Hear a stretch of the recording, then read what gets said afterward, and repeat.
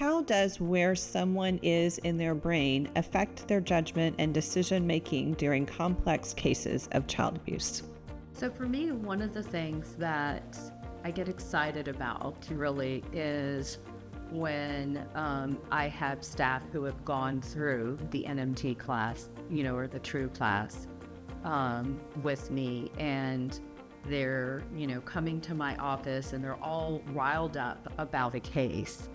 I take them a step back, literally, and just say, okay, let's think about this from the TRU perspective. Mm-hmm. That client, that you're upset about, the staff members that I've worked with and done this with have just also afterwards kind of laughed about it, like, okay, yes, that whole, way of thinking and recognize.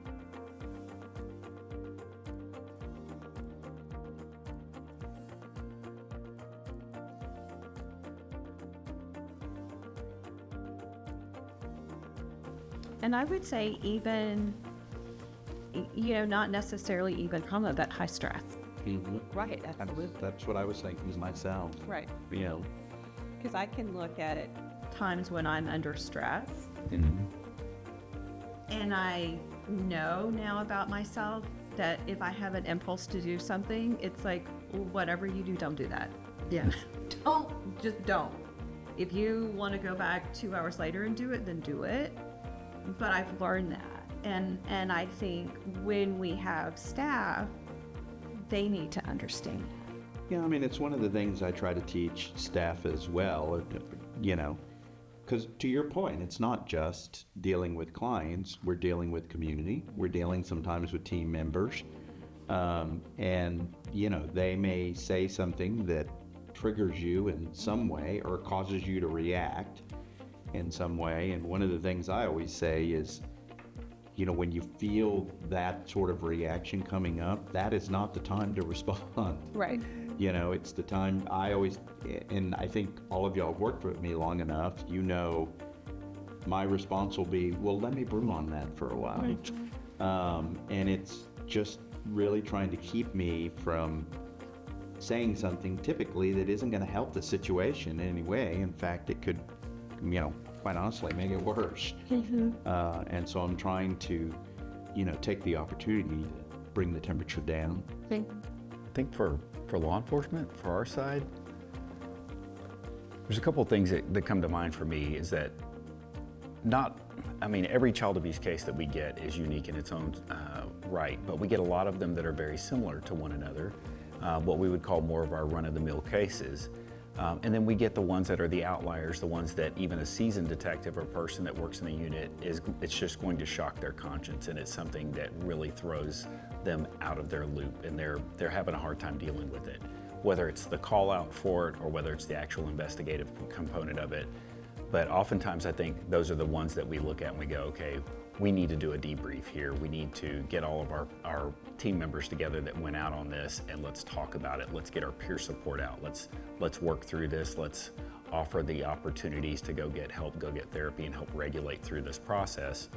But I think the thing that we oftentimes forget about is the stacking on of the trauma from the routine everyday cases, or like Miriam just touched on, the just stress of it all, because sometimes the caseloads get so heavy and so burdensome that you just feel like you don't know which way you're going. You can't remember what you've done on one case to the next when you go back and try to retouch it. So those things do add up. And I think from the perspective of at least the leadership on our side, as well as right down to the rank and file, the detectives, it's understanding and knowing the people that you work with, and knowing when something isn't normal for them and when they're acting differently or when they're behaving differently, because something is causing that. And it could be work related, it could be home related, but just knowing that and being able to give them grace or pull them to the side or point them to maybe you need a couple of days off to just decompress, or you need to go talk to somebody, but recognizing that and giving them the avenues and the not only the grace, but the opportunity to do that, and leading that for them if you need to, instead of them feeling guilty about asking for it. So when we talk about use dependence, what that really means is that when you do something, you start developing a skill for it. In other words, if you lift weights, eventually your muscles are going to build. And so use dependence means you use it, you use the skill, you develop the skill, or you don't. And it becomes particularly important when we talk about child welfare cases, because there are many times where we see the same families come in for the same reason over and over and over again. How many times have you all been aware of cases where it's like, they go through the system and then 6 months later they come back, or a year later they come back? How many times have you come across those particular cases in your line of work? A lot. A lot. Prior to working at the center, I worked as a CPS worker, and same families showing up, and just the generations. Right now we're seeing the children of those, who are now adults, and seeing, the grandchildren, if you will. And so many times over the years, same type of thing. Yeah, I definitely would say that on the law enforcement side too. I think I became more aware of it after I left the child abuse unit, and when I went back out to patrol, and then certainly when I was a sergeant over the adult sex crime side, is looking at the involvements on a lot of those, a lot of the victims and family members, and just seeing that there was this cycle of abuse. And that's exactly what I was going to call it, cycles of abuse, multi-generational in nature.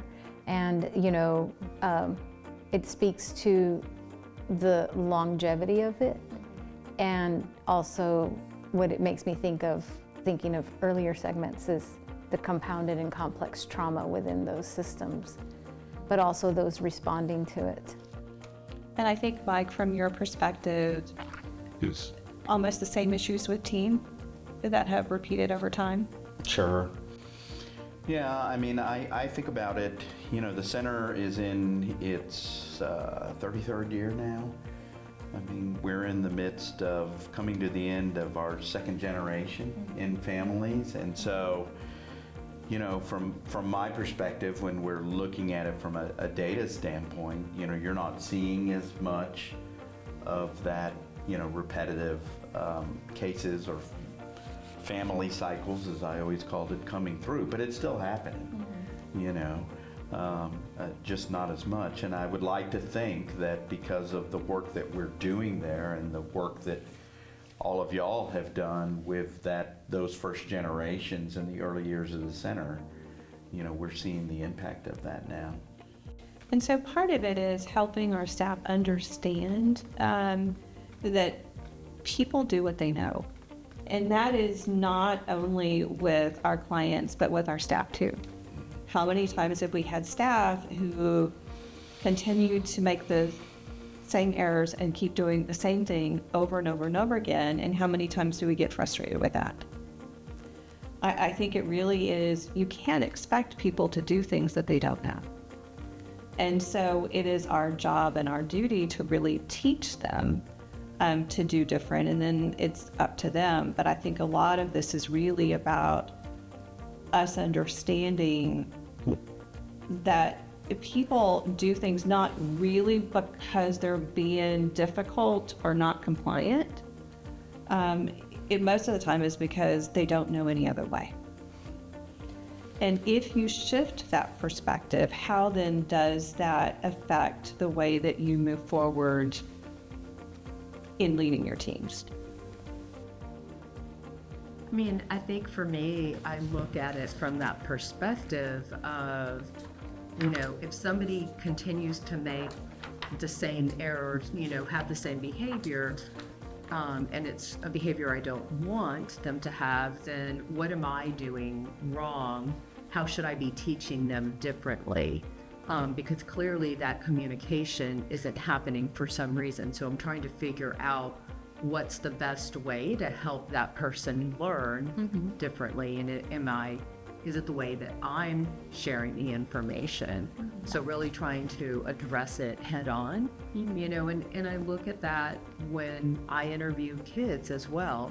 if I ask a question and the response is completely off, then I say, okay, they didn't hear my question, you know, I miscommunicated my question. How do I change that?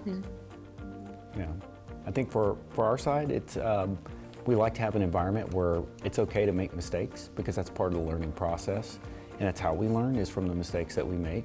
But what we want to focus on is obviously like how do we correct the mistakes and how do we help empower them to correct their own mistakes and not continue to make the same mistake over and over again.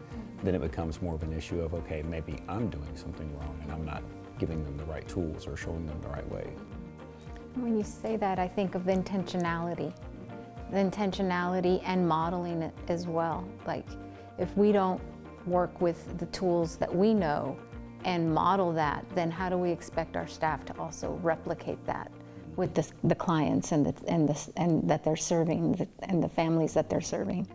You know, I think I speak to staff a lot about that. You know, even though the Children's Advocacy Center model has been written into the Texas Family Code, and that occurred back in 1995, I always explain to staff that, you know, I still want us to approach this as an invited guest to the party, and that we need to earn our place every single day. And so it's really sort of keeping that mindset, because, you know, I can't arrest anyone, you know. You know, I'm not a caseworker or anything, but, you know, for me, it's really about doing the best that I can to provide the resources to y'all to give you the ability to do your job in the best way possible. And that together brings us together as a team. And then we all ultimately focus on what's in the best interest of that child that's here today. Well, and I think it's also continuing to pass that same message on to our newer staff, our middle management, you know, so that they pass that same message on, you know, so it's really trying to teach that concept, you know, to have it sustaining.